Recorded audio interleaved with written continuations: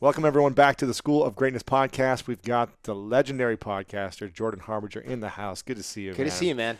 Now, you've been podcasting for 10 years. 10 years this month. 10 years this month. It's 4 years this month for me. Congratulations. I'm like a child compared to you. But they're both eternities in the world of digital anything. Yes. I mean, Facebook, I think, is 12 years old almost. Wow. So think about doing something for 1/3 of the time Facebook has been around. Amazing. That's a long time. Yeah. 10 years, man. And you were doing it before it was cool and before. Is it cool now, though? Before 1 million people are doing it. Yeah. What is the number? The 400,000 podcasts out there? I was going to ask you the same thing. I think that it's around. I remember in 2013, 2014, it was 250,000 maybe. Yes. So now it's got to be 400,000+, Yeah. right? Has to be. It's crazy, man. Yeah. 90% of which are abandoned, like Twitter accounts. Right. Yeah, they don't get updated. They pod fade, and there's nothing left. Pod fade, man. Yeah. People get so excited about it, and they launch a few, and then they just stop it. After it gets hard, they're like, okay. And you know how much work this is. I mean, Yeah. just people are happy to buy the lockers and put the plant on the table and get a light set up. And then when they go to edit it and upload it, and they're like, wait, where's my millions of downloads? How do where's the advertising revenue? And then when that doesn't materialize overnight, they vanish. And we had this advantage that when I started doing the show, it was a hobby, and I did it in my friend's basement, and for years and years and years it was a hobby up until maybe 4 to 5 years ago, around the time when you got in even right before you got in the game, I started going, I like this, I should take it more seriously. That was both a disadvantage in that I could have been pedal to the metal for 5 years, could have really concentrated on making it a business, but here's the upside to treating a business as a hobby, any business in the beginning, was since we started the show as a hobby, all I did was go, oh, I want to interview that person. That'd be fun. Oh, I'd like to talk about that. That would be fun. Oh, I didn't get this out today. Well, that's all right. I'll just release it tomorrow. What's the big deal? And then if I looked at my download numbers once a month, that was a lot.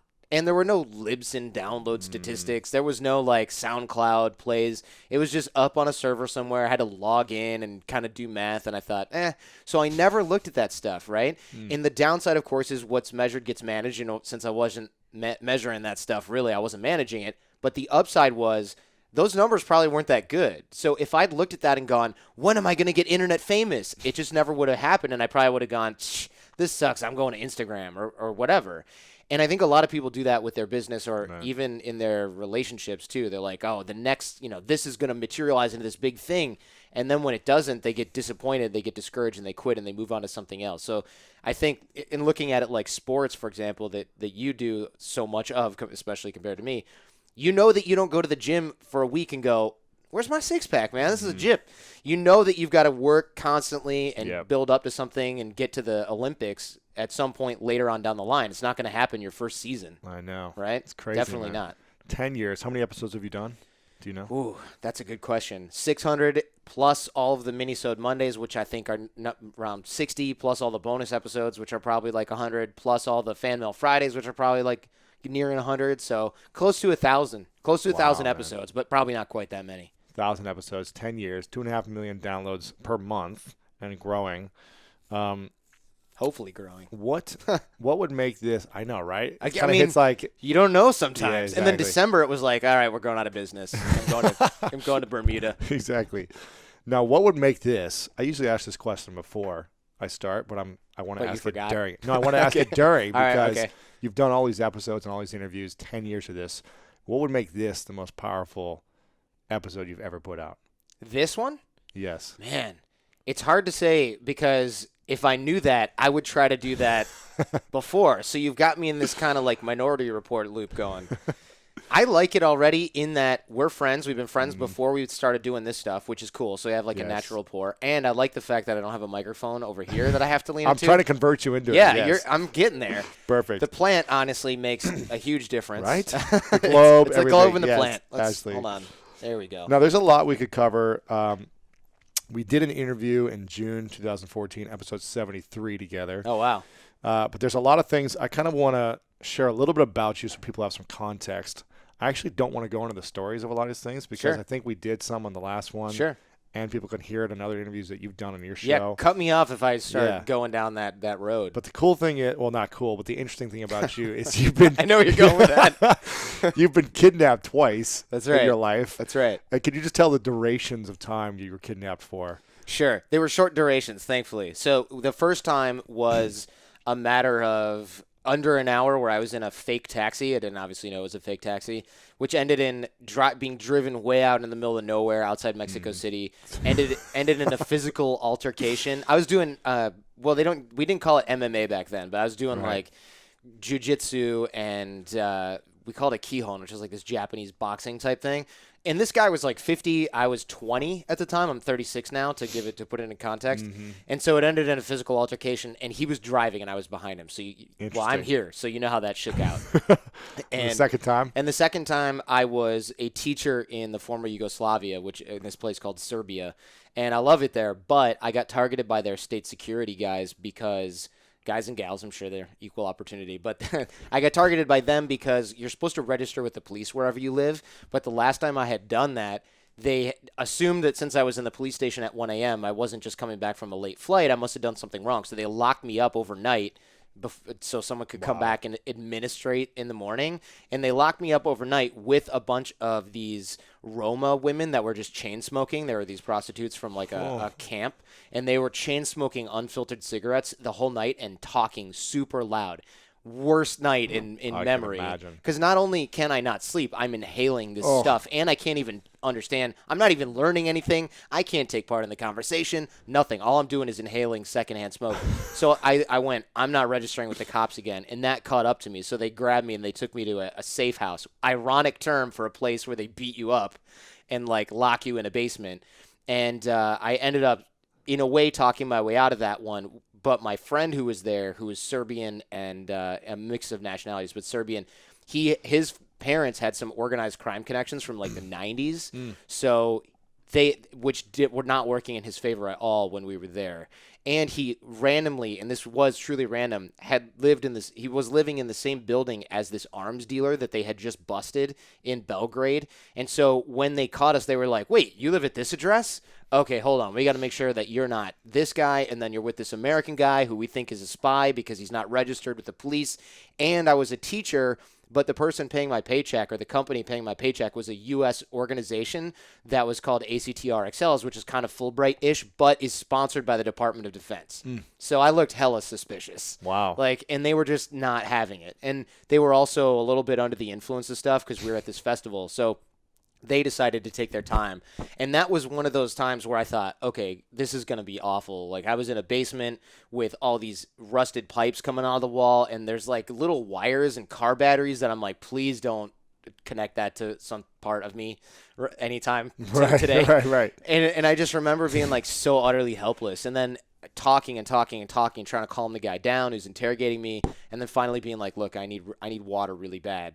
And I think that may be why I drink so much of this during shows like this, right? Because now I'm like, whenever I need something to drink. So they went to go get us water, and they left, and that was when I was like, I was pretending to be completely out of it, couldn't like really move, slurring, but it was fake. And then when they went to go get me water, I heard the Jeep door close, they left, and then I grabbed my friend and just got the hell out of there. Really? Yeah. Yeah, because they just thought, oh, this guy, he's just out of it. He's not going anywhere. Wow. But I was on the move. Yeah, escaped. Holy cow. How old were you? 25 at that point. That was 2005. Crazy, yeah, I made front page news in this newspaper over Serbia. there called Politica. Yeah. Yeah, I knew that because my friends in Australia who were Serbians who check in with their local Serbian news every morning were like calling me the next few days, and they go, are you okay? And I said, yeah, why? Wait, how do you know what's going on? They're like, you're on the freaking newspaper. You're on the front page of the news. Wow. And so I took that opportunity to get the heck out of there because I thought, oh, they're going to forget about me. Like, I'm just going to pack up and leave. And I was at the embassy at that point, but my phone was buzzing. And I just thought, like, what's the problem? I mean, I thought this was all squared away because their interior minister had sent a letter to the U.S. embassy like, look, we got this. This is fine. He's not a spy. He just needs to register with the police. Huh. So they kind of apologized about it in a weird roundabout way because I went straight to the embassy and was like, I just got kidnapped by cops. You know, this is crazy. And so they sorted it out, and I thought maybe I can finish my contract, which is naive as hell. No, you had to get out of there. Yeah, I had to get out of there. And so I just left. And a lot of shady stuff happened that year, man. I left a couple of friends there, and they were friends with these activist kids that were my age, maybe younger, 23, 24, and they worked for these resistance groups that were formerly against Slobodan Milosevic, and at this point they were also against, I don't know, Kosovo independence or something like that, or for Kosovo independence. I can't remember. One of those two things. And my friend came home 4 days later, and I go, why are you home now? And he goes, my friend was found dead in an elevator of a heroin overdose. And I go, Ismail? And he goes, yeah. And I go, he doesn't even drink.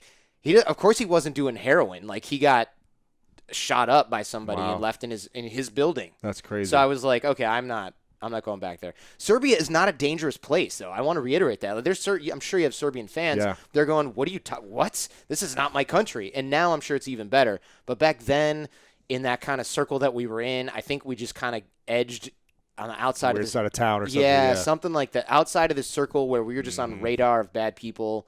And I just thought, all right, I don't need to deal with this. Wow, man. Crazy. Okay, so that's happened in your life. You also there's that. There's that. You also, how many languages do you speak now? 5, but some of them not so good anymore. No bueno anymore. No bueno anymore. Which no bueno languages? So English, English and bad English, like Bruce Willis, right? English, German, I can still speak really well. I was an exchange student there in the 90s. That's cool. And I ended up in the former eastern part of Germany, which, as you know, was part of a Soviet satellite state, Eastern Bloc. So when I got there, that was no longer the case. But all the kids my age grew up learning Russian and German. There was very little English, except maybe in the high school level, because things had started to change. So everyone speaking English was like, "Hi, nice meet you," and I was like, "Oh God!" So I learned German really fast. Because otherwise, it's not like Germany now where they're all they like speak better than us. They speak better than us, yeah. So English, German, Spanish I learned when I worked at the embassy in Panama, which was brief, and then I moved to Mexico, got kidnapped, checked that off the list, and then after that I was studying Russian for a bit. I moved to Ukraine to work on that stuff, but then I ended up getting a job in Serbia, so I switched from Ukraine to Serbia, which when you learn languages that are really close together, you get a lot of interference. So my Russian was starting to become okay, but then I moved to Serbia, and it kind of all went out the window. So when I got to Serbia, I couldn't speak Serbian. I could only do Russian. And then after a while in Serbia, I could only speak Serbian. I couldn't do Russian. So I did that. And then a few years after that, more recently, the last 5 years or so, 4.5 years and change, actually 5.5 years and change, I started learning Mandarin Chinese because I thought, people kept going, oh, you're really good at languages. What do you speak, like Chinese or something? And I thought, okay, if I think I'm really good at languages, let's put that to the test. Wow. And I started learning Arabic and then thought, I'm going to have to spend a lot of time in these places. And I started researching what I liked more. And I thought, do you want to be in Egypt or, Yeah, Chinese is a good bet economically. I'm not trying to join the CIA again or something like that. So I'm not going to do that. So I switched. I made sure to focus on Chinese, and I started enjoying it. And I thought, I'm learning symbolic language, which is really good for your brain. I'm not a scientist or a doctor, of course, but there's something to be said for activating this part of your brain that memorizes tons of symbols, learns things in symbols, moves things around in your brain, and puts them together in symbols. And that's what Chinese is. So that's been really helpful in all these weird abstract ways that I probably can't articulate. Right. Wow. So are you fluent in Chinese now? No, I'm not. I wish. I know 2,200 characters, and I need to probably learn another 1,500 more to be able to read a newspaper. But you can speak it or no? I can speak it, yeah, because I take lessons on Skype, and on Skype there's the teacher and me, and that's it. And it's like $12 an hour, and it's really cool, yeah. And I've got a book, and they've got the same book, and they've got it scanned as a PDF or something like that, and I can just converse with them and learn and go through the grammar. It's slow going, though. I mean, you run a business, I run a business. Imagine picking up Chinese an hour in the morning, 3 days a week. I mean, it's kind of like going to the gym once a month. Maybe or 10 maybe, years you'll get healthy or something. It's going to the gym, maybe not once a month, but it's like going to the gym once a week. It's really slow climbing the hill. And then the rest of the week, I'm not watching Chinese TV. I'm not reading Chinese books. I just forget about it. You're not having conversations. Nah, not really. Have you ever thought about just going over there for 6 to 12 months and working and just being immersing and then having it so you don't have to go to the gym for 10 years to learn it? Absolutely, I have, And I think now before I have kids is probably the best time to go over there and do that. So I was going to do that this year, but I'm getting married this year, which is awesome. but I don't think I'm going to have time to go to live overseas. Does your fiance Jen, she speak any other languages? She does. She speaks Mandarin. So in theory, why don't you practice with her? Here's the thing. What? She can't read and she can't write because she grew up here. And yes. Chinese is like 2 languages. You have to learn the symbolic reading and writing, and you can learn speaking. And she's from Taiwan. Well, she's American, but she's Taiwanese, so she has a weird accent. She uses different words for a lot of things. Her parents I can understand really well, so them and I will speak in Chinese a bunch. But her Chinese is so strange that I have so much trouble with it. It's kind of massively discouraging. It like hurts you more than helps you. It kind of does. It kind of drags me off the way. But I will say, I was sitting on a bus a few weeks ago. I can't even remember where we were traveling, and I thought somebody smells so bad on this bus, and I didn't want to say anything because I was in Australia, and I thought, like, I'm not going to just say who smells, right? But I wanted to tell Jen. I was like, "Do you smell that? What's going on? Is that me?" So I asked her in Chinese, and we started speaking a little bit in Chinese, and then every time I do that, though, I go, "All right, can you just speak with a Chinese accent? You're driving me crazy." It's kind of like trying to learn English, and so you go to South Africa or something, or even at some crazy version of English that doesn't make any sense, like the Singapore where they're like, or Jamaica. It's like Jamaican English. Sounds cool if you know English fluently, but if you're trying to learn, you're just like, hey, you could even go to parts of Alabama, and I couldn't understand half my teammates playing arena football down there. A lot of great people down there, but some of the language is like extremely hard to hear. I had to ask them over and over what they're saying. Well, I got pulled over once in my life by a police officer, and I was in Alabama driving, and it was a speed trap, and I had no idea what this guy was saying. And, of course, he thought, because he's watching TV, he knows what I'm saying, he can understand me, and he just thought, "What's your problem, boy? You don't understand me?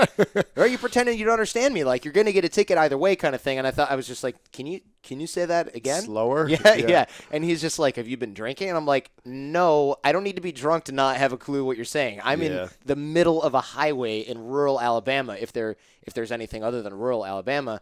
And this guy was probably from around there, and I just had no clue what he was talking about. I did. It took 2 years to get mailed back to Michigan. 2 years. Everything is slower in Alabama, I'll tell you that. It took 20 minutes to get fast food when I was there. Maybe he kept it for a while and then went, I'll send this onward. So you could get yourself an escape from a kidnapper, but you can't get out of a speeding ticket. Not that time. Interesting. No, not that time. Well, you've gone through all these incredible experiences. You've interviewed hundreds of people over the last decade. You've learned all these different languages. You've got a school called The Art of Charm, which is your business and brand and your podcast name. What made you so fascinated to learning about social and human dynamics and everything about how human beings think, work, perceive, act, talk, to get them through things, out of things, enrolling people in themselves, their vision, whatever it is? Why are you so obsessed with it? Yeah, I am obsessed with it. That's a great choice of words, actually. It goes back to when I was a kid, and I just recently thought about this because I know you wanted to talk about something that I hadn't talked about everywhere, and I thought, okay, that's a challenge for guys like you and I, because we're going, what have I not told that I actually still remember in my life? And there's not a lot. But when I was little, and by little I mean like 13, 14, I was painfully shy, and I used to skip school because I didn't want to be around other kids because I thought like, oh, maybe people are looking at me, and like I always tried to make myself small. I always felt, when you do something dumb and you turn red and you feel hot, you put your head down and you go, like, that's how I felt every single day in school all day long. That's not good. It's not good for you. It's not good for you, and it's a symbol of like some kind of weird anxiety stuff that's beyond just regular teenager stuff. And I don't have that anymore, so I can't really explore it. I got rid of it, thank goodness. But what I was doing instead was I was going to school on the bus, and then I would just bounce home. And my parents had gotten a computer. It was like the one thing I really wanted. And I got a modem, and I was connecting to the internet. And this is 1993, 1994. And I was connecting to these billboard or bulletin board services, which are like mini internets, basically, where all like people are connected. Nerds are on there trading software and typing to each other. And I would do that all day. And I learned how to wiretap phones. I learned how to copy cell phone data. So, like, you could take your phone, and this is before digital phones. They were analog. So you could take the phone and you could copy something on what's called the EEPROM. You could copy the little semiconductor data chip or whatever onto another one using your computer or using something else, even another phone, and you could basically like tuning a radio, listen to other people's conversations because cell phones are basically two-way radios. That's crazy. So I started doing a lot of that. You could do that. You could do that. I started doing a lot of that. I do that all the time. I hope the statute of limitations is up on this. So you could listen to other conversations all the time. No way. Yeah. You can't do it anymore with these phones, huh? No, I mean, I'm sure that you can, but it's probably a whole nother level that I've not spending the time on doing that these days. And you'll probably go to jail for real this time. I think that's real jail time, especially because now they're supposed to be probably encrypted and all that stuff, and there's laws about that. Wow. Back then, it was just kind of like, don't interfere with other signals, and there were wiretapping statutes, but it was kind of like, are you wiretapping because it's wireless, but you're not really supposed to be on this channel, and you definitely had to steal information from a dumpster of a cell phone store to get the numbers and the info. Wow. And you just figured people who bought a cell phone near your house, there were only a handful of these stores in the whole state of Michigan. So if you bought a cell phone in that store near my house, you maybe lived there or in that area, and I could pick up a call or two here and there. And so I did that, and I also learned how to wiretap those green boxes that you see outside that belong to the phone company that had the pairs in them. And I got one of those orange handsets from a lineman's truck. I was not a good kid. I pinched one of those from a truck, and I would listen to the phone calls on that thing. Pinched means stealing. Yes. Okay. It's just a euphemism for borrowing something for a really long time with no intention of giving it back ever. Exactly. And I took that stuff, and I remember feeling really bad and going to give it back to the lineman, and he goes, "What are you using this for?" And I said, "I'm opening up the green boxes and looking at how it works." And he goes, "You keep that." And I just thought, what? Maybe you just thought you were like a curious kid. He who did. wanted to learn about. He did. He showed me a bunch of stuff in the box, Wow. and he was just like, you didn't hear this from me." And I think he was just kind of like, if you're bored and you're getting in trouble, but you're getting in trouble with this, I don't want to take this away from you, and then you go like inhale glue drugs. or whatever. Yeah. like, what are my options? Right. What am I doing? Steal something else. Yeah, steal something else, get caught, drugs. Yeah, exactly. Yeah. Smoke cigarettes or worse. Okay, so you're learning how to hack on all these things. Yeah, and so I'm starting to listen to conversations, and when you're 13, 14 years old, adults are actually just two-dimensional objects that stop you from doing things that you like and or they buy you stuff, right?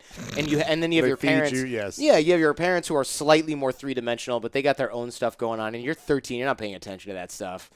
And my parents were great. They weren't dysfunctional. I came from a great household. I just had, I was 13 and I was more precocious than probably was necessary. So I started listening to these conversations, and one of them was my neighbor, and he was getting a divorce. Not my next door neighbor. Sorry, Dave, but a different guy.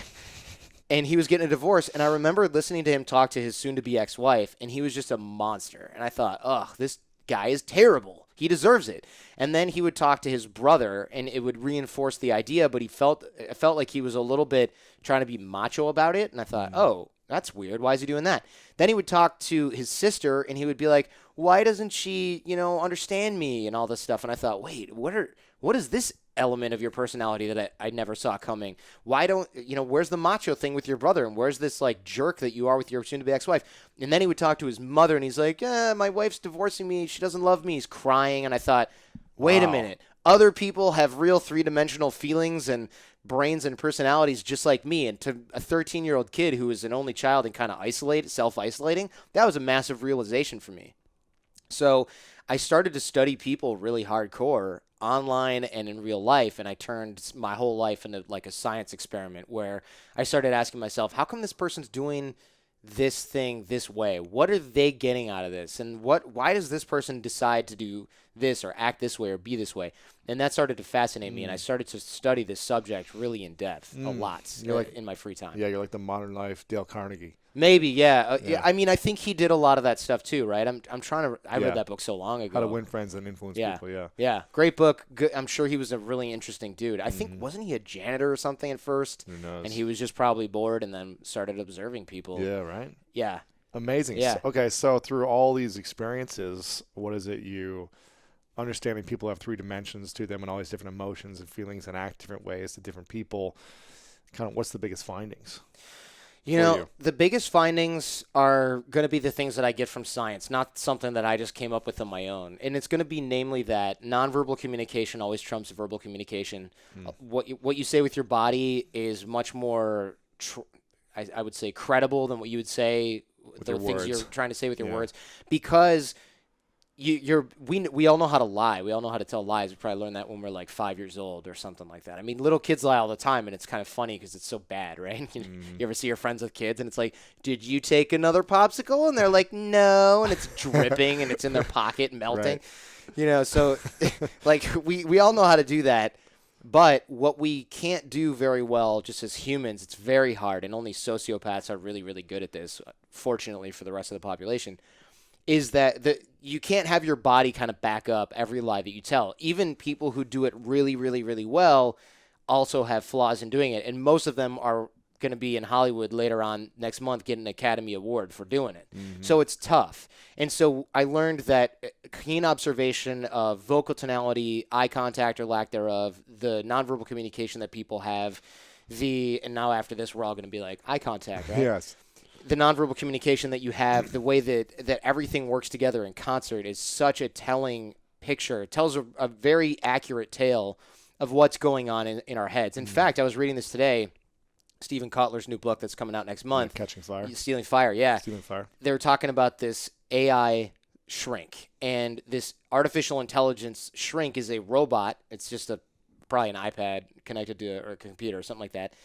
It can ask you basic questions. It can generate like really basic rapport. Where are you from? Chicago. Oh, I've never been there. I'm from Los Angeles, right? It's really basic, but it will measure vocal tonality, the way that where your eyes are going, how fast your body's moving, where you're facing, how fast you're facing, how fast you're talking, and it's taking 60 measurements per second on your nonverbal communication, and verbal communication, I suppose, for that matter. But it's not thinking, is that a lie? It's just taking an objective measurement of each of these 60 data points every second and going, this person is in this emotional state. This person is in that emotional state, which I think is fascinating and very, very cool for therapy reasons. However, what that also means is that since this technology is in its infancy, what that means is that Ex Machina or whatever, remember that movie, is right around the corner where robots can manipulate our emotions much better than any sociopath ever could, because they're not going to make mistakes, because they're going to be programmed by experts that have gone through thousands of iterations of the same scenario. It's not going to have agendas that serve its own biology or emotions because it doesn't have any,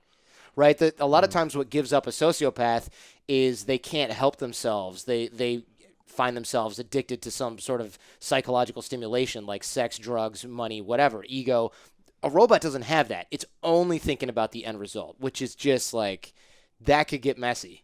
Yeah. I don't know how we get on this topic. Right. So that's one of my takeaways, right, is that the body doesn't lie, or it has a harder time lying. And the other thing is that we filter, and there's a lot of these takeaways, I suppose, but one that's been on my mind recently is that we filter everything through our own emotional filters. So if I send you an email and you just tripped over some dog poo on the sidewalk, and you got a call from a friend of yours and they were unhappy with you for some reason, and all your team called in sick the same day because they went to a concert, not that you would ever do that, but and you're just annoyed, and then I send you a text like, hey man, what's going on?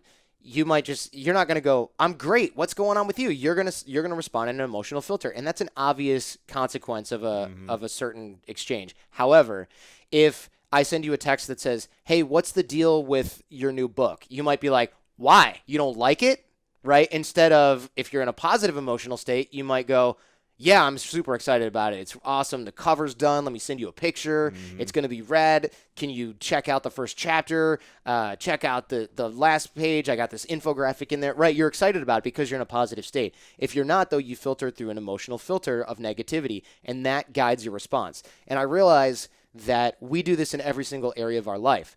So no matter how you react, or no matter what kind of stimuli come into your world any given day, it's always going to be filtered through the goggles, the virtual goggles that you are wearing that are your emotions.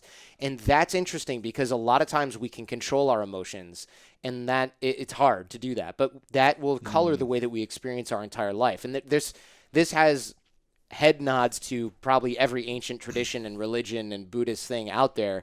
However, it's cool to see now that you can, not only can you see this in real time in yourself, but you can start to take control of it. And science is finally starting to back this stuff up. Science is finally starting to say, oh, all right, if you wake up on the proverbial wrong side of the bed and you experience all these different things, you can kind of tune and dial in the way that you want to experience pretty much everything in your whole life by trying to access and change your own emotions, which you can control. And it goes back to these old maxims of focus on the things you can control, don't worry about what you can't. And I don't know who said that. If there's probably 100 people who said that, from the Dalai Lama to everyone, the guy who works at the front desk of your building.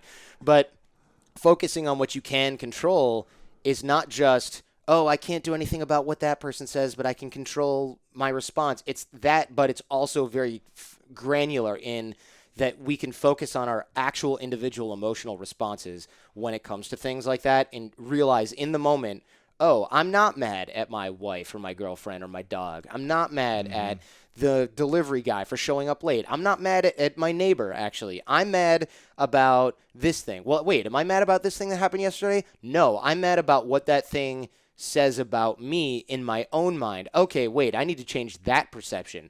Wait, where does that perception come from? It comes from this, it comes from this, it comes from this. And then you find yourself tracing, you go Freud on this-ish, and you find out like, oh, this thing that happened when I was in 5th grade that got compounded over middle school has been impacting the way that I deal with money, women, family, business, friendships for my whole life. And only then at that point can you let it go. And this isn't like meditate on this grasshopper, right? This is like do some writing and soul searching and look at your actual responses.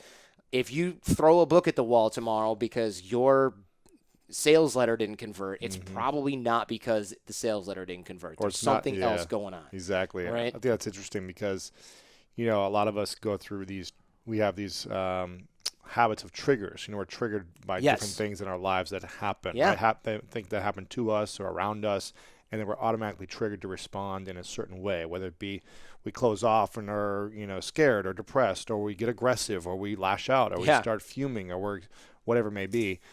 And like you said, it's not that thing that happened in that moment that triggers us. It's something else that we've built up over time. Yeah. And our perception of what's happening as a protection, as a defense mechanism, essentially, right? And unfortunately, our defense mechanisms often just make things much worse. It's a bigger story. I mean, I got freaking triggered today because I got a 1-star review on the show on iTunes, and that drives me bananas. The worst, right? You're like, do you know how long I've been putting energy into this? Come on. 10 years of hard work. And especially when you get one and it's just like, stupid. And you're like, that's it? No criticism? There's no like measured and then response? There's no name on it. No. It's like they bash their hand on the keyboard 5 times. Right. And I know that that's a 13-year-old kid who's like, I'm just going to click dislike on this because it's at the top of iTunes right now in front of the one I was actually looking for. Or this wasn't the search result I wanted, 1 star. Or it's the guy whose foot I stepped on yesterday. I don't know. But I also know that my response to that is unreasonable because it doesn't actually say anything about my work. It has to do with their perception of maybe not even their perception of my work. And even then, though, but I put so much pride into what I do that when I see it, I love when people email me and be like, here's why I don't like your show. I get that. Yeah. I don't like when it's an anonymous coward on iTunes or somebody who's just firing something off on 4chan. Tell me your name drives me crazy. And your website so I can reply to you. Yeah. And we can have a conversation. Dialogue. See how I can make it better and get real feedback. Yeah, dialogue. But and I know logically that works, right? However, our emotional responses are the opposite of logic. Our logical brain is completely disengaged. All it is, we're in throw the book against the wall mode. That's entirely it's the lizard brain takes over. It's completely unreasonable, and it always does us a disservice. And so that mindfulness key concept is important, but it's also important to not just go, I'm feeling the emotion of distress right now. Let me calm down. Right. You got to trace it back. Yeah, exactly. You got to trace it back or you're always going to be effed up, and the triggers are always going to be there. Yeah. You can't just buff it out. You've got to replace the little panel, the wooden panel that's got the dent in it, right? Yeah. So let's talk about perception then, because I think there's a lot of people listening who would like to have who would like to create more in their life. They would like to have a bigger business. They would like to have people supporting them, promoting them, whatever it may be, get the job they want, things like that. They want more in their life, health, business, relationships, everything. And perception and first impressions, what we were talking about earlier, plays a big role in how you create what you want in your life. If I had, a lot of everything is perception, right? It's the way you build your brand around you, whether it be your business, your personal brand of you just showing up in the world. It's a brand. And if you put out a negative energy or negative brand, you're going to have a negative perception about yourself, the way you speak, the way you look, the way you talk, the way you look at people in the eyes, the way you touch, all these things. It's either going to connect to a positive perception, which people are going to have that for a long time unless it's shifted, or it's going to be a negative thing or an off thing where they're not inspired either way. So how do we, and I know you have a tool for this or some type of process or drill, you said, but how do we really set ourselves up to win so that we create a positive perception in the minds of everyone we come in contact with as often as possible? Obviously, we're going to have off days and stuff like that, but what can we do? Sure. So one of the sort of common misconceptions is that our first impressions that we make on other people are the first thing that we say or the first interaction that we have. And that sounds reasonable when you're thinking about making a good first impression with people in general. Mm-hmm. However, what we know from science and what we know, and I'll back up and prove this real quick, is that our first impression is not made when we open our mouth. It's made when we become a blip on the other person's radar. And so what I mean by that is our perception of other people, and this is evolutionary psychology 101 here, is that we do snap judgments of people based on what we see.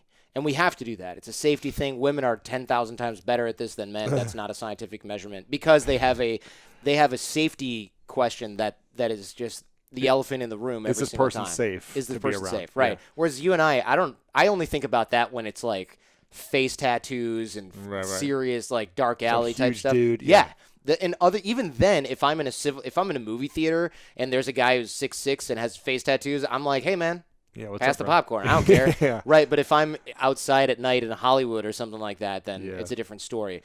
But for those perceptions that we make, they're made completely non-verbally. And you can test that just by going out for a walk right now or maybe after the show.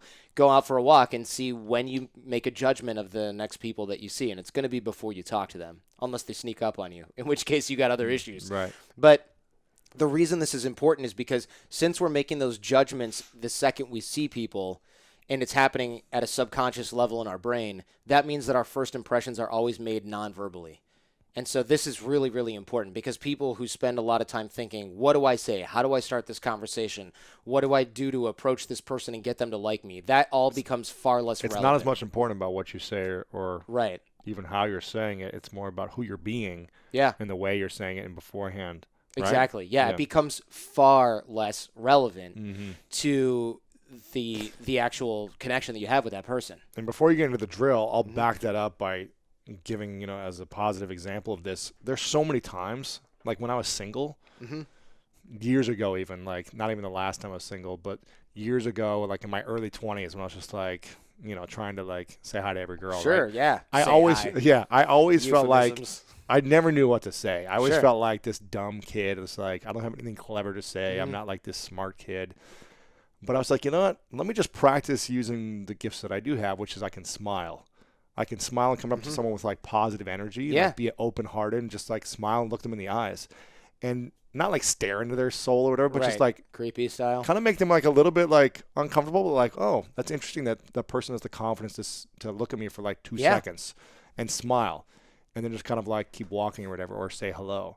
And when I would do that, I would always feel like if I came with a big smile, like genuine, almost 100% of the time, the girl would talk to me, or whoever I wanted to talk to would talk back, and it'd be like this friendly conversation.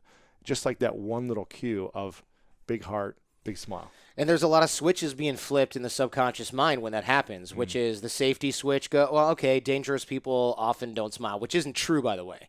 But it is that's why dangerous people do overemphasize the smile, is because they're often overly charming because they are dangerous and they're predators. That's another thing for I did a show with Gavin DeBecker, The Gift of Fear. We talked a lot about that. Wow. But yeah, you're right. You're flipping a lot of the right switches, which is, look, this person is friendly. This person is maybe safer. This person isn't judging me right now or has judged me in a positive way, which is great. So there's approval there. That's very welcoming for a lot of people. And then, of course, you having other friends in the same room is also very helpful. Any situation like that comes about can be add to a positive first impression. And so, but I never said anything like unique or clever. Right. It's just like, oh, we can have conversation by just being positive. Exactly. Yeah, exactly. And I think a lot of guys, when they're dating, especially if they don't know how to start conversations, or even if you're going up to your favorite speaker at an event or something like that, often people are like, oh, I don't know what to say. And it's like, well, it doesn't really matter, because here's what's happening. If you're not saying anything, I'm getting a weird vibe from the creepy, quiet person who's just staring at me trying to figure out what to say, because your body does weird stuff when your mind is otherwise engaged. So it's better to just turn that off. Because if you're thinking, what do I say? What am I going to do? Then you just look like you look strange, and you look unapproachable, and the gears are turning. Yeah. And we don't think, and you guys can probably back this up, if a guy walks up to a female and he is nervous, a lot of times, if he looks like the type of guy who shouldn't be nervous, like if it's Lewis and he walks up and he's like nervous and fidgety, you're not thinking, oh, how cute, he's nervous. You're thinking, okay, what is going on here? This is creepy. I don't get it. Why is this person creeping me out? And we mirror people naturally. Like, I will mirror your emotions. Yeah. Women will mirror our emotions. They'll mirror each other's emotions. That's a human thing. So if I'm nervous and anxious, other people are going to start to become that way in the interaction. And they're not going to go, oh, well, he probably just has a little bit of anxiety because he's not used to being in a room full. No, that's not what's happening. What's happening is they're going, he's nervous. What's he going to do? Because I'm nervous now, and I don't know why. And since I don't know why, I'm just going to leave, because that's going to make me feel not nervous, which is where I want to be. That's my comfort zone. Yes. So you end up making other people feel strange, whether through eye contact that doesn't match the rest of your body, eye contact that seems like there's an intent behind what you're doing that's not the words that you're saying. So all of these things goes back to the body can't lie, that first takeaway. The body can lie, it's just very hard. But the body certainly will give away and betray your intentions. It just might be that the other person's perception of your intentions is incorrect. Does that make sense? Yeah, of course, yeah. And so what we try to do is create positive first impressions that we now know have to be nonverbal, and they have to be positive, they have to be open, and they have to make sense, and they have to portray the intent that we have, which is hopefully positive, friendly, open, loving, whatever sort of positive adjective we want to throw in here. Right. So what's the drill then? So the drill, I call this a doorway drill, is this kind of an art of charm staple. And what this is, when you're confident, you naturally are upright. Like you basically just did this. Upright, open body language, smile on your face. Chin up, ideally, chest back or chest forward, shoulders back. You don't have to be like, Superman pose or anything. Right. Those power posing things have kind of been there. Those studies are hard to replicate. I'll put it that way. Yeah. But if we remember what we look like in this position, and we're doing this socially, and this is how we feel positive, open, loving, open-hearted, I think is the word that you used. If we do that every time we walk through a doorway, we no longer have to do this manually. Because what a lot of people do is they go, oh, good, right, open, tall, positive body language, put a smile on my face. That's going to work next time I go into a place and start a conversation. But the problems crop up when you're trying to do what we just talked about, what you just talked about, and you're trying to remember to do that at all times. Not going to happen. No. It's kind of like telling yourself, remember to notice things. It's an impossible task, right? Yeah. You can't do it. You can't be mindful of your verbal and nonverbal communication and stay present in a conversation. It's too many things for your brain to concentrate on with different parts at the same time. It's very difficult. I don't know anybody who's good at it and still looks natural doing it. So we have to relegate the positive, open, friendly, nonverbal communication to the level of habit. And the way that we do that is with the doorway drill. Doing that upright, shoulders back, chest up, chin up, smile on your face every time you walk through a doorway, even in your own house. When we have that, when you have that posture going, I don't know how I should count how many times I walk through a doorway. And I'll tell you, to illustrate my earlier point, I've tried to count in a day how many times I walk through a doorway, but you can't, because you just can't remember to count every time you walk through a doorway. Just like you can't remember to straighten up, put your shoulders back every time you have a conversation. It's impossible. You're not going to do it. You need to make it a habit. If you do it every time you walk through a doorway, let's say you walk through a doorway 100 times on an average day in your office or your house, you will eventually have the habit of having upright, positive, nonverbal communication. And you got to do it every day, because I just got off a plane. I've been sitting like this for 2 hours. You got to reset. and you have to constantly reset every time you sit up, stand up, whatever. This is great because if you do this and you relegate this and you create this habit over time, the next time you go downstairs to Starbucks, do you drink coffee? I feel like you're not a coffee guy, but I could be wrong. Normally I don't, but I've been doing bulletproof lately. Yeah. Dave came over and was like, here's a bag of coffee. That's what he did to me. Yeah, right. He's like, here's a bunch of stuff that you're going to feel really guilty about not using. Exactly. So here it is. I do that, but sometimes I don't need it. I mean, yeah. I've never really been into coffee. Yeah. And I still don't feel like it does anything to me. I agree. I don't feel like I can drink coffee at midnight and fall asleep. Oh, shoot. I'm sorry. I can drink it I'm the opposite. I can drink it in the morning and still feel like I have the same energy as if I don't drink it. So it's not like I ever feel like I'm exhausted. I need it. Yeah. But I kind of just like the taste and, like the idea of it. I have the worst of both worlds. Here's my coffee experience, and I'll get back to my earlier point in a second. I drink coffee in the morning, and I go, I don't think that worked. And then I know that if I have a second cup, I'm just going to feel jittery and irritable. But then I try to go to bed 12 hours later, and I'm like, crap, what's the problem? Oh, I had coffee this morning. And right. Caffeine half-life is so long that you still have caffeine in your body. It's true. It's not worth it. But what I meant to say before and now you know that I have ADD. Fact. When you walk downstairs to Starbucks or when you go to that networking event or when you go to that next meeting, it's automatic. And then you can focus on your verbal communication, which is so much more difficult for us to stay present in the conversation.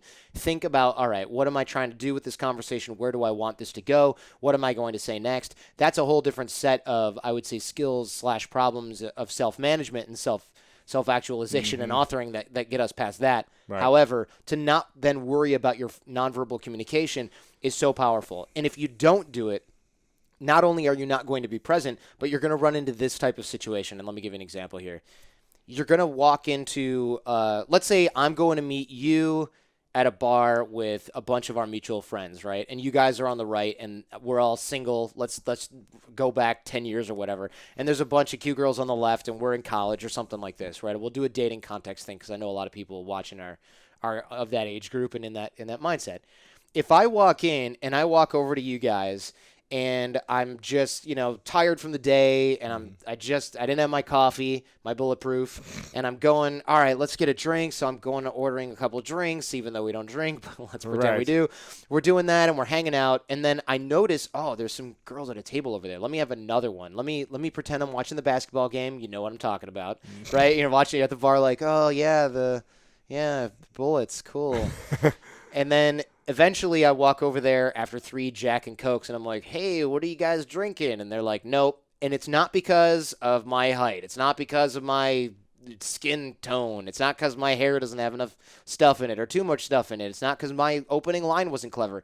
It's because when I walked in the door, they noticed that they're noticing the other people in the venue. They noticed me when I walked in or at some point thereafter. They saw me standing around watching the Bullets, the Spurs or whatever with my hands in my pockets. They saw us sitting over there drinking liquid courage, maybe not smiling because, we're guys got to be tough, hang out, take up way too much space.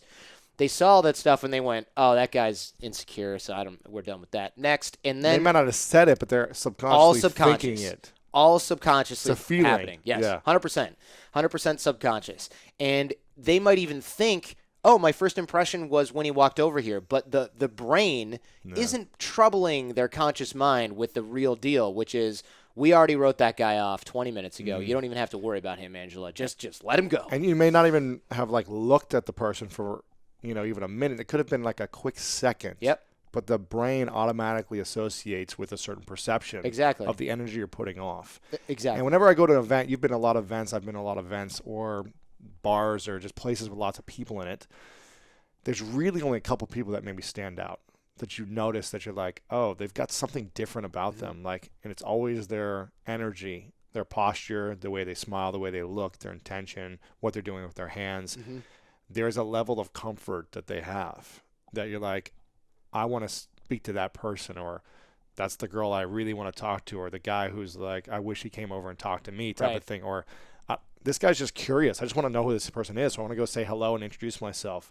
There's only really a few people, and maybe there's more when they listen to your show. There's tons of people now, but usually I only see a few people that I'm like really stand out, that I'm like, there's something different. And when you go back to thinking like, what is that thing that was different? Like they're usually not sloppy dressed. They don't have to be over flashy, but there's just a level of confidence. Comfort in their own skin is comfort in their own skin. Yeah. So how do we, and I think the quote you said last time was something about, and I remember specific things, but I think this was something about we default to the level of our training. We don't rise to the level of our expectations. We default to the level of our training. And I can't remember who said that. Probably some Navy SEAL. I got it from a Navy SEAL who started one of the guys who founded the SEAL Team 6 dev group. I got it from that guy a long time ago. And what is it again? We don't rise to our what? We don't and his name is Dick Marcinko if you want to look it up. But I think that the quote that I remember it is, we don't rise to the level of our expectations. We default to the level of our training. And I think it was maybe originated by him, or at least appropriated very aptly by the guy who started the organization like that. So we essentially need to train being comfortable in our own skin every single day. Yes. In order for us to rise to the expectation of doing that when the moment comes, right? Right, because you're basically setting the bar of where you train. And what he meant by that is, when the bullets start flying, you're not going to become Superman. You're going to default to whatever your lizard brain knows you have to do. So if our lizard brain says, all right, well, every time I go anywhere, I straighten up because I walk through a doorway and I smile. You don't even have to know why you're doing it. You don't even have to know that you are doing it. And then, since we also know that the mind follows the body and the body follows the mind, and this comes from the Botox study, which I can talk about in a bit as well, we know that you'll eventually start to feel differently in terms of the way that you interact with other people. But the other side of the cycle, the virtuous cycle, also takes part here, which is when you see those exact people that you just mentioned, you treat those people at a subconscious level a little bit differently than you would treat somebody who's like, hey, Lewis, I like your show, right? You would treat that person well, but you wouldn't think, wow, that's the kind of guy I want to surround myself with, right? Because there's a certain type of communication that's happening here. So when those people that have that little extra air of confidence, they look a little put together, they're comfortable in their own skin, you treat them differently. Yeah. And when those people go through their whole life being treated differently, you need a charger for that sucker. No, that's good. When they go through their whole life being treated differently by people in a positive way, they start to fulfill that role, because why wouldn't they? We almost always allow other people to train us how to act. We allow society to program us, whether it's program us to be confident, we're the cool athlete guy who's popular in high school, or whether we're the kid who skips school because he turns hot and red when he thinks people are looking at him, even though nobody gives a crap, right? We allow that outside influence to come and program us, no matter how tough. You think, I don't let anybody. No, you do. It's subconscious. You can't stop it. Don't try to stop it. Shape it. And one of the ways to do that is the doorway drill. And the reason, by the way, I want to prove stuff because I like science and I like to not just have people take my word for it. When I say the body follows the mind and the mind follows the body, the Botox study was super interesting. We know that there was a study a long time ago, and I can't remember a long time ago, several years ago. I wish I'd looked this up beforehand. When they gave depressed people, well, first of all, Botox, for those of you who don't know, is a toxin that you inject into your face, and it's supposed to stop wrinkles. So it's actually botulism toxin, a.k.a. the plague. They shoot it into your face. It's very popular in your neighborhood, actually. Yes. And what it does is it causes your face to take these unnatural kind of paralyzed forms, because the toxin paralyzes the muscles in a tense way in your face. And that's what makes you look younger / makes you look like a clown mask from Beverly Hills. But when you inject that in your skin, it stops the muscles from doing what they're going to do. So they did a study where they injected this into the frown lines on people with depression, and their symptoms were either partially or largely alleviated. Wow. And they went, wait, what's happening here? They thought maybe the botulism toxin was having some effect on the brain, or was da-da-da-da. They figured out by stimulating the nerves manually that it's very, very hard to get sad, stay sad, be sad, default mode sad. When you're smiling. You can't move your face, right? They figured that out, and they figured, oh my gosh, what other things will cause us to change emotional state? And you end up with the research from people like Amy Cuddy, which I said there's some, maybe, let's put a little asterisk by that because there may be some difficulty reproducing that study, but we see power posing, we see some of the Tony Robbins stuff, we see a lot of emotional state shifting as a result of changing your body. And we all know we can do certain movements, right? And we also know that things like exercise release endorphins, which are also released during certain types of physical motion. So it's not just Jordan said the body follows the mind and the mind follows the body, do the doorway drill. It's, look, the science is there. It's maybe not all packed in, jam tight, but I'm not going to wait for there to be an exhaustive 100-year study to try something and see if it works for me. Right? If it doesn't work for you, my bad, but try one of the other bajillion drills that we give away on the show. Yeah. But exactly. I think this will work for you because I haven't met anybody that it doesn't help. I went through many years of being insecure. I was not the popular high school athlete kid, Really? I totally just pegged you as like the guy who always, I was, because I was the youngest. My freshman year, I was like on varsity sports, so I was like the one they picked on. Like rookie. I was always like the young one. Yeah. Because I was playing up. Yeah. And so it wasn't until I was a senior where I was like, oh, now I'm the oldest. And I'm not like the little brother that everyone's picking on and making fun of constantly. Even if I was like one of the best athletes in the school. It was still a lot of insecurity. And so I didn't have comfort talking to other people. I didn't feel comfortable in small groups. I couldn't speak in front of an audience without trembling. I could never go up to a girl and say hello. Yeah. So I started doing these tests myself because I was like, okay, I want to become Batman, so I need to become the Bat. And I was like, that means I need to go talk to girls every single day, even when I'm scared of it. And it became a habit. Nightmare, but it was terrifying, right? When I was like 16 in the summer, I made a commitment to myself. Every single day when I see a girl that gives me butterflies, I'm going to go up and at least have an interaction. Now, the first month, it was like, I didn't even know what I was saying. Yeah, I was just like fumbling over, like trying to not look like an idiot. Right. But I was like, okay, that wasn't that big a deal if they like ran away from me. Like, whatever, there's another girl down the street. Like, let me go try again. And I got comfortable being uncomfortable and experiencing rejection over and over and started to feel like, okay, what works where I get a positive response, where someone smiles. And then where they actually reply to me, and then where they, give me a hug or they like give me their number. Like I would just be like, okay, I can just be more myself, be more natural, and it works. And I started practicing certain things because I grew up really like lonely and insecure and depressed through various times. My brother was in jail for a number of years. Yeah, I remember Parents that. were divorced. A lot of different things happened. So I just felt very confused. Now I'm a white male that grew up in America, so I'm very blessed in that sense. But I also had a lot of inner battles emotionally, which made me feel like my life was chaos inside, right?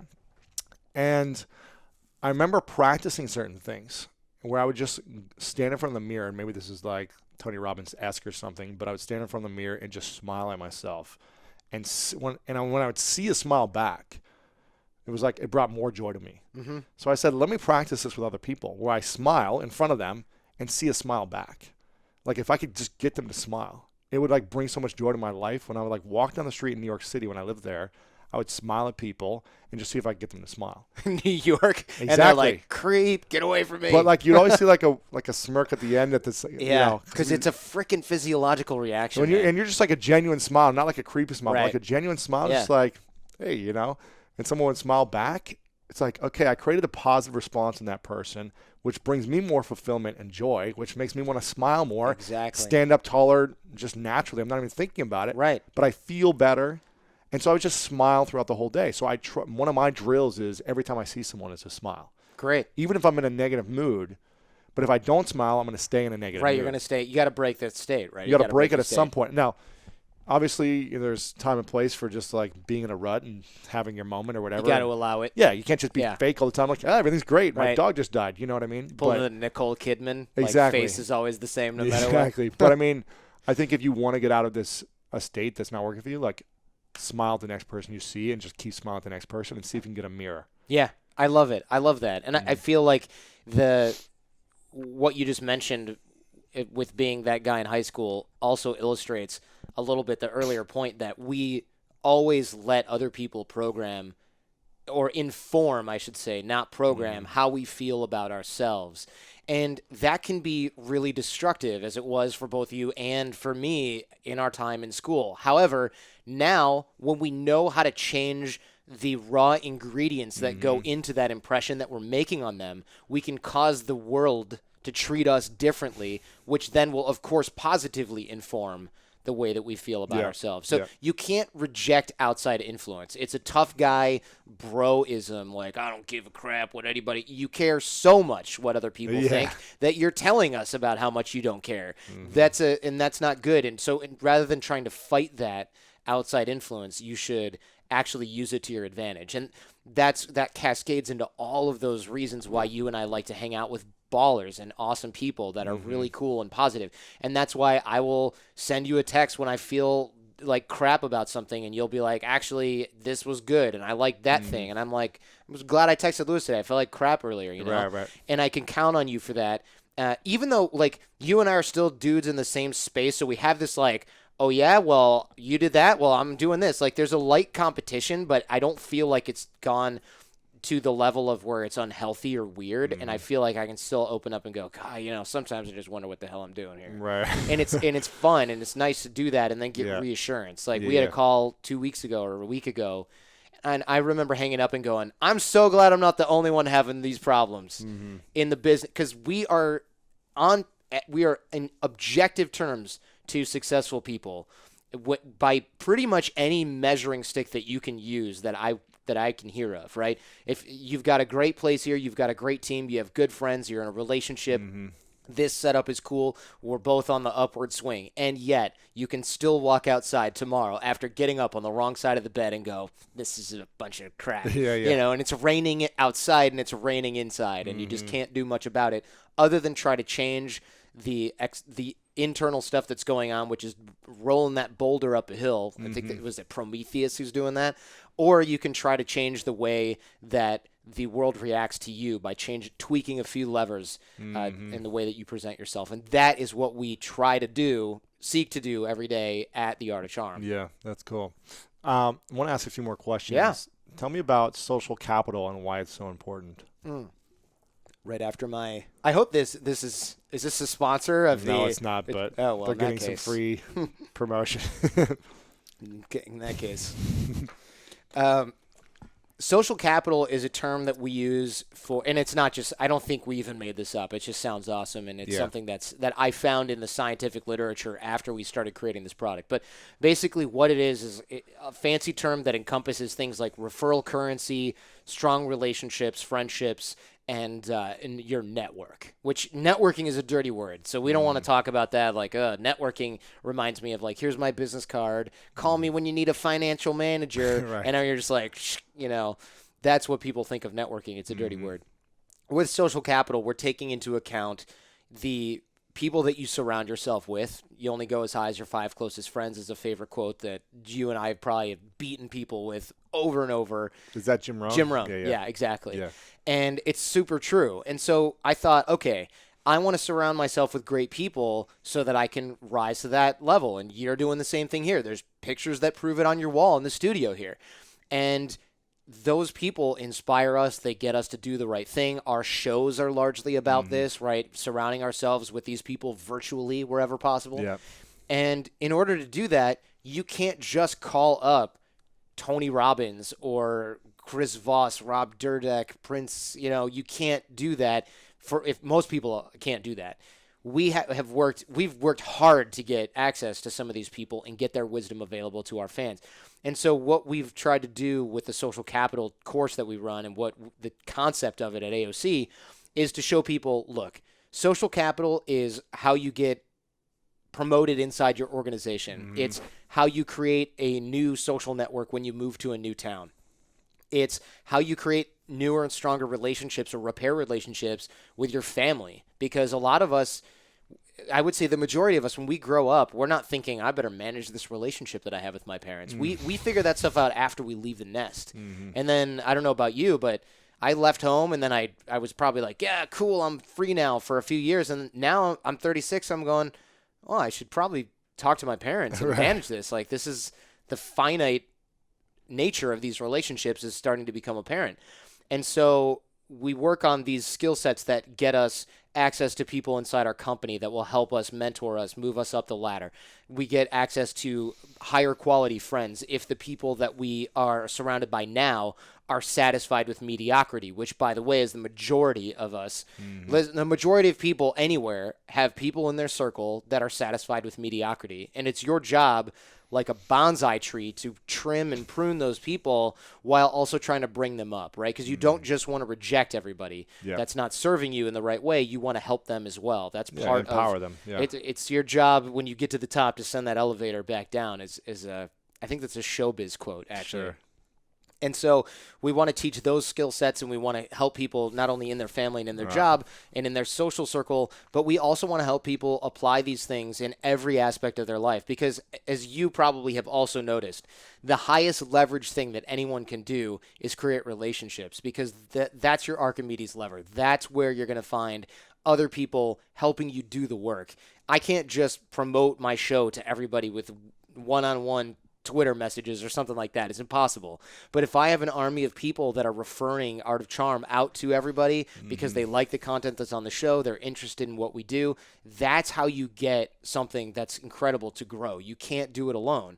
And that's no big secret, but what I found has been kind of hidden and secretive by accident is the individual little tiny steps that are necessary to build those networks and to nurture them. And that's what social capital is for us. And that goes back to the doorway drill and the first impressions and the follow-ups and the delivering value to people to make sure that you create relationships with them that are valuable. It's a whole set of skills that most of us ignore until we find ourselves knocking on the door trying to get up, and people go, "Who are you?" "I've been here for 10 years. Well, this guy who's been here for 5 years has been working on all these different projects. He's the one who got promoted. And I learned this the hard way / the easy enough way on time when I worked on Wall Street, and I got hired by this guy named Dave. Dave was never in the office. He was a guy from Brooklyn. He had a tan, which is strange. But I figured he knows something other people didn't know. And he was never in the office, like I said, so how are we billing in 6-minute increments? How are you making money for us, Dave? What's the deal? When I finally asked him this, he told me, look, I bring in the deals for the firm. I bring in the business. I bring in the relationships that generate revenue for the firm. And I thought, wait a second. I've been trying to outwork people my whole life. I've managed to do that all the way through college and law school. I've tried to rely on my smarts my whole life. I did that all the way through college and through law school. Now I'm on Wall Street. Everyone's smart. Everyone's hardworking. What's my lever? What's my Archimedes lever? What's my competitive advantage? Then I didn't have one, and that freaked me out. And I thought, I'm going to get fired. They're going to figure out I don't belong here. Imposter syndrome, classic. Then I saw that Dave had a lead on what looked like a secret third path, right? Nobody's paying attention to this path, the relationships and the networking. Nobody's focused on it. Nobody's learning the skills involved. And so I decided to dedicate and focus more on that, to double down on that. Because as much as I'd been studying humans, relationships, persuasion, that obsession you mentioned earlier, I figured, I'm a lawyer now, I'm good. I don't need to worry about that. It turned out to be even more true at the top of the corporate ladder, or anywhere on the corporate ladder, than it was even throughout my regular life, dating with friends and anything like that. It was even more true then.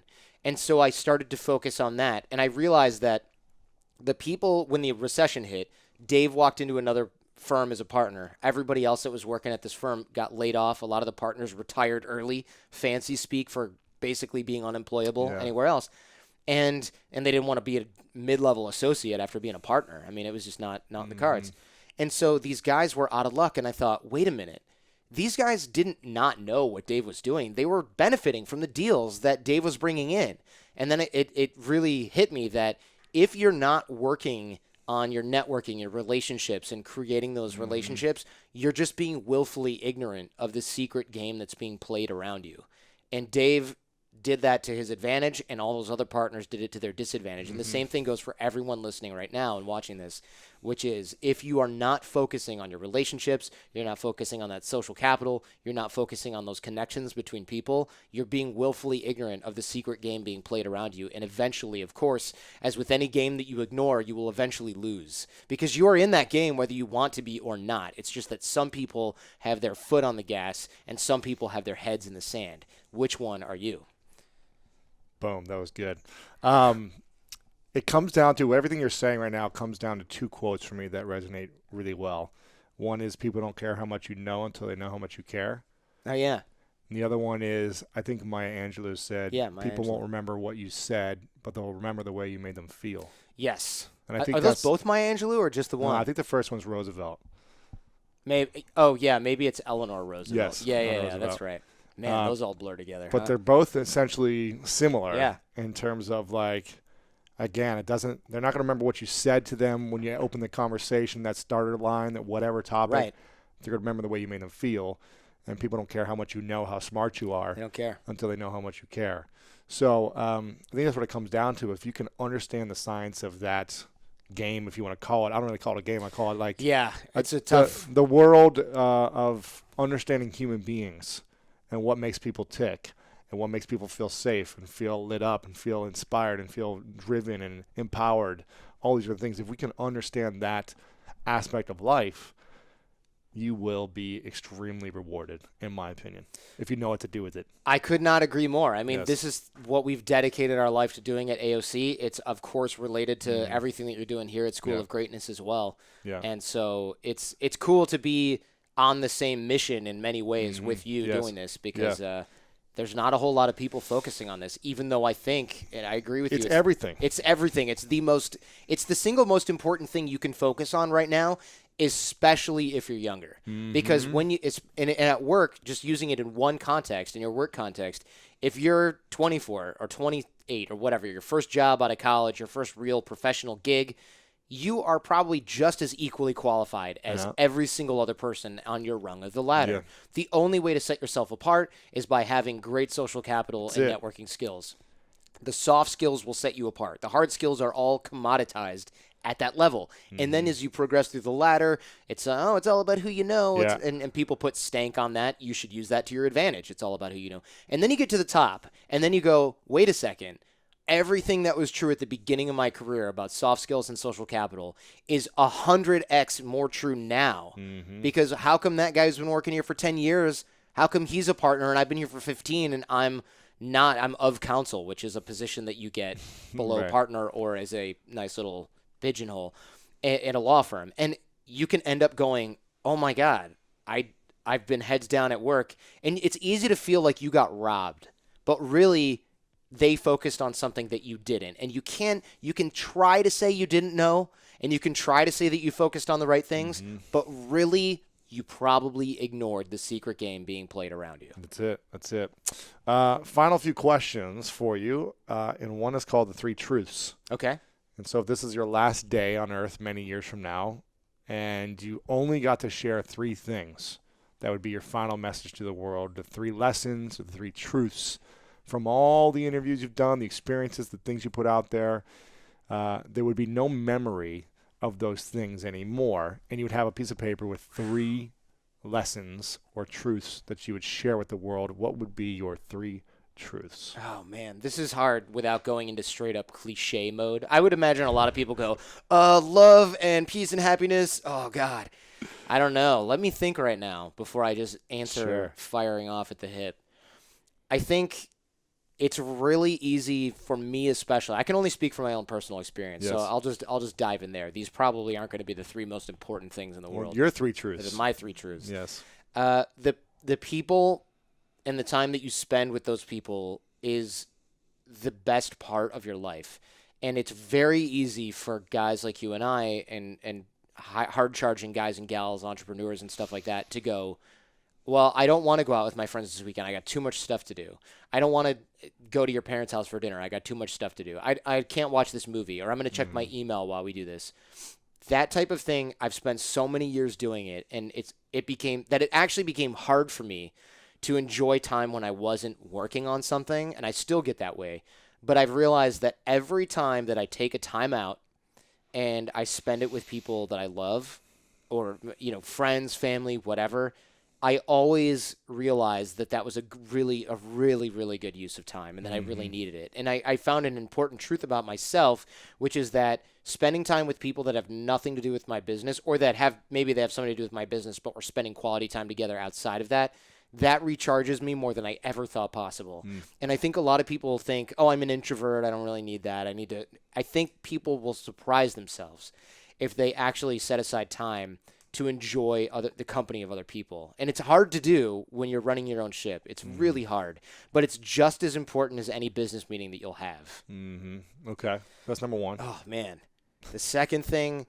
The second thing is that health has to be your number 1 priority. And I mean emotional and physical health. I won't go into the whole self-care, emotional stuff as much, because maybe that'll be truth number 3. But truth number 2 is look, I've played that game where I can't work out because I'm too busy. I've played that game where I've got to eat something unhealthy because I'm too busy or I don't have access to something. You can always figure out a way to eat healthy and work out, even if you're living in airports.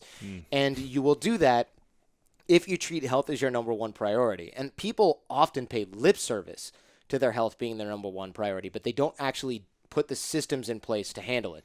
You'll put an email system in place, you'll put a Pinterest strategy in place, but you won't put a strategy in place to make sure that you have something healthy to eat for breakfast because you got an early flight. You won't put something in place to make sure that you can work out in the hotel or the Airbnb where you're staying. Oh, there's no gym around here. Guess I'm off the hook. No, come on, man.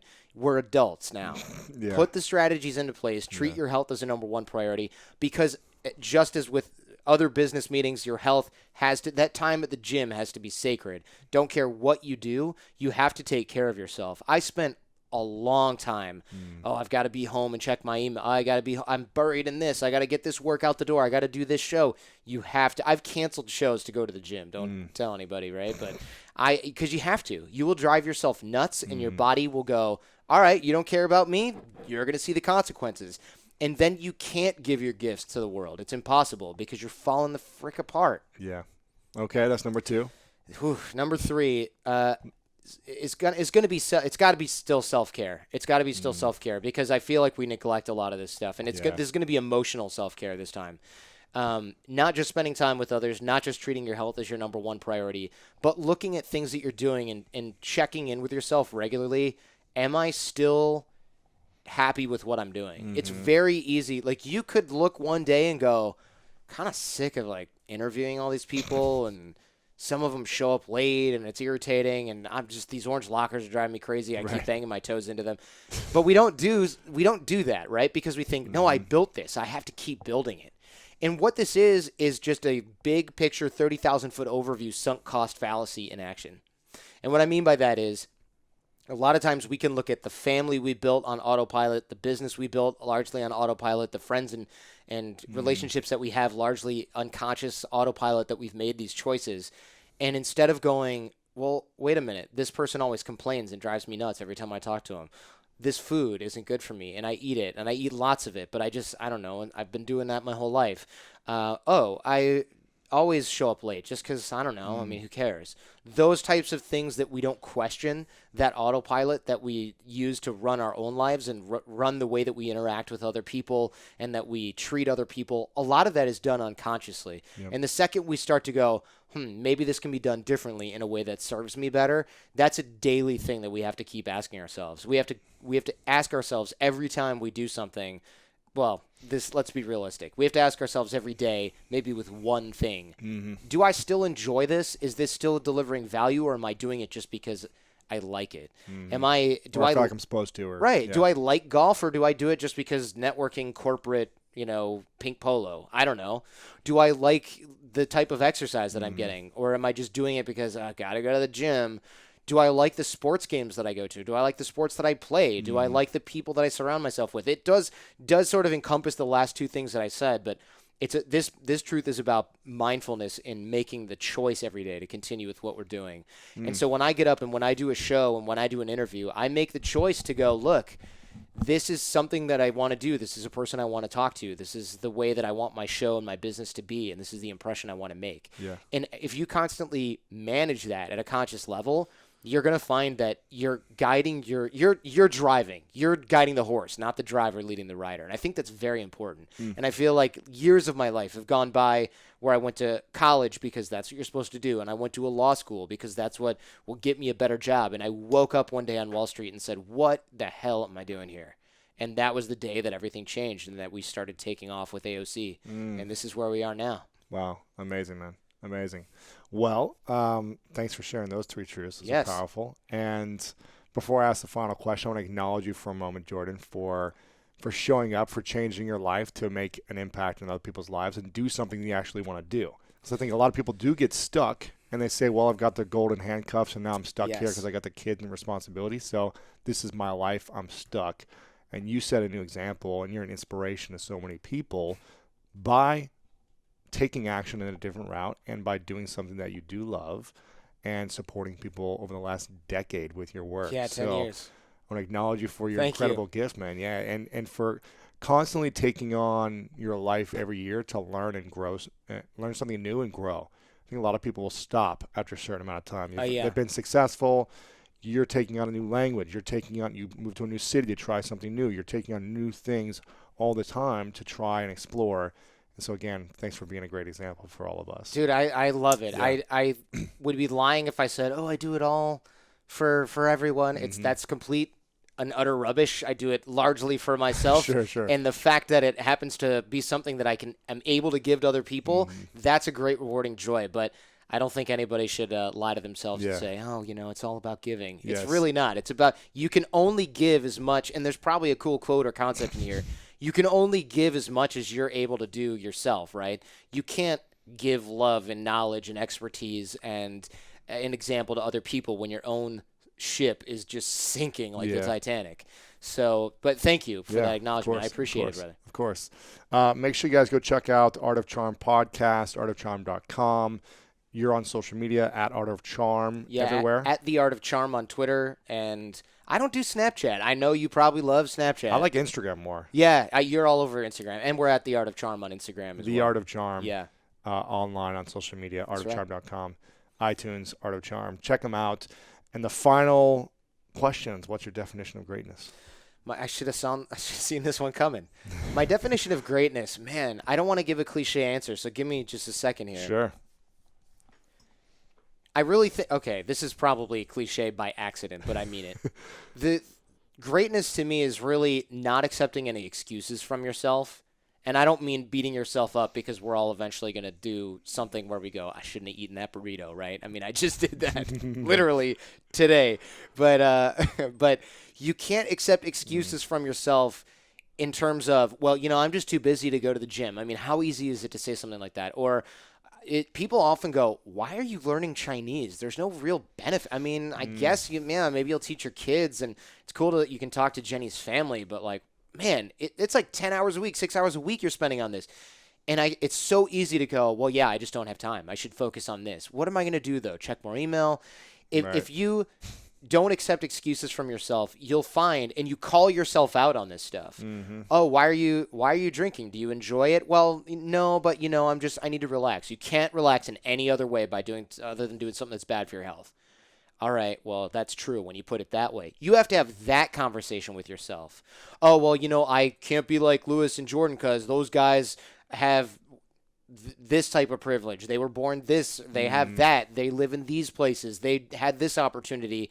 Lewis is tall. I can't do this, right? I mean, whatever. You have to have that excuse conversation with yourself, and you have to not believe your own brand of bovine excrement, because if you start to believe your own excuses, other people will humor you, and you'll tell other people your excuses, and they'll go, oh, yeah, totally, you're so busy. And then they'll turn around and not accept excuses from themselves, and in 10 years, they'll look down at you and go, oh, you poor bastard. You just lied yourself all the way into an early grave and a mediocre lifestyle, and you're so unhappy because you believed in the short-term gratification instead of calling yourself out on stuff. And I think greatness will come from people who every day, day in and day out, with exceptions and room for error and forgiveness of yourself, call themselves out on every single excuse that they can possibly find in their life, whether big or small, and instead take the high road. Instead, walk outside in the rain uphill both ways, or whatever your grandpa said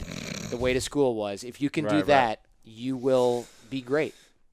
Jordan Harbinger, thanks, Thank you, man. Appreciate you coming on. It's been awesome. Yeah, man. Thanks so much for watching this video. I really appreciate it. And if you enjoyed this video, then make sure to subscribe to my YouTube channel. You can do that by clicking right here to subscribe, because each week we come out with awesome, epic, and inspiring interviews and messages and videos just for you. So click subscribe right here to get notified of new videos every week. Also, if you enjoyed this specific interview, we've got a lot of great interviews like this that are uplifting and inspiring. So click right here to watch the previous interviews, because the people I've had on are pretty cool and epic as well. So click here to watch previous interviews. Click here to subscribe. I love you guys, and I'll see you very soon.